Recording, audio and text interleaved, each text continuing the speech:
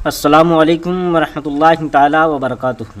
ناظرین کرام، امید ہے کہ آپ تمامی احباب خیر و عافیت سے ہوں گے۔ آج میں آپ کے سامنے ایک نئے مسئلے کی وضاحت لے کر حاضر آیا ہوں۔ ایک بھائی صاحب نے یہ سوال کیا تھا کہ کیا شوہر کے لیے یہ لازم ہے کہ وہ اپنی بیوی سے مہر معاف کرائے پھر اس کے قریب جائے؟ تو آئیے اس کی وضاحت، اس کا جواب دینے سے قبل آپ سے ایک ریکویسٹ کرتا ہوں کہ اگر ہمارے اس چینل پر نئے ہیں تو لائک، کمنٹ، شیئر، سبسکرائب کرنا بالکل نہ بھولیں، تاکہ آنے والی ہر ویڈیو کی نوٹیفیکیشن سب سے پہلے آپ تک پہنچتی رہے اور آپ کی رہنمائی ہوتی رہے۔ تو آئیے ویڈیو شروع کرتے ہیں کہ یہ بالکل سراسر غلط اور بے بنیاد بات ہے۔ شوہر کے لیے مہر معاف کرانے کا کوئی مطلب ہی نہیں بنتا، اور شوہر اور بیوی کو بھی یہ اختیار نہیں ہے کہ وہ اپنے شوہر کو ہاتھ لگانے سے یا اپنے قریب آنے سے روک دیں، کیونکہ اس وقت جو ہندوستان میں مہر دیا جاتا ہے، جو مہر مقرر ہوتا ہے، وہ مہر غیر معجل ہوتا ہے۔ مہر غیر معجل کا مطلب ہے کہ یہ مہر زندگی میں کبھی بھی انسان دے دے تو ادا ہو جائے گا۔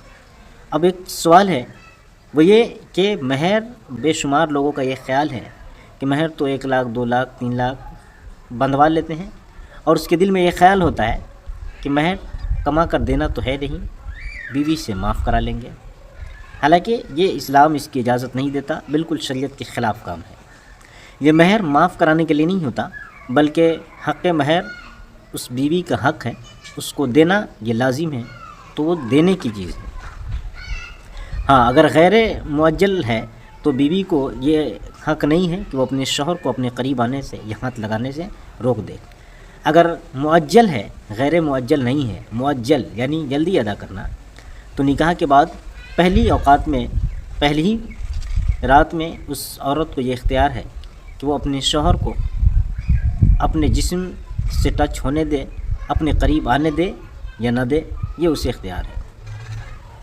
اور اسے یہ بھی اختیار ہے کہ وہ چاہے تو اپنے شوہر کو بغیر کسی مہر کے مطالبہ کے، بغیر کسی پیسے کے، وہ اپنے شوہر کو اپنے قریب ہونے دے اور اس کے ساتھ ہم بستر بھی ہو سکیں۔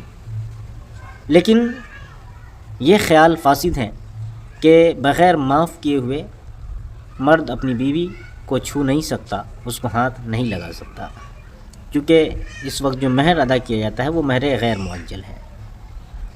تو ضروری یہی ہے کہ ہمیں اس کا مہر ادا کرنا ہے، اور اس کی کوئی میعاد بھی نہیں ہے۔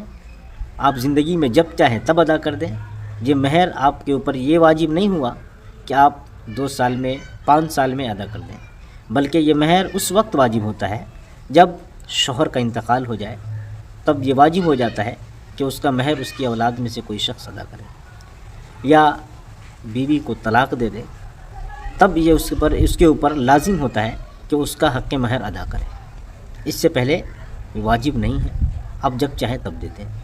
اب آپ ہی بتائیں، جب اسلام نے اتنی سہولت فراہم کی ہے، اس کے باوجود اگر کوئی یہ خیال کرے کہ مہر معاف کرا لیا جائے گا، تو پھر یہ سراسر ناجائز اور ناانصافی ہے، جبکہ معاف کرانے کا بھی اختیار ہے، لیکن معاف کرانے کی ضرورت ہی کیا ہے؟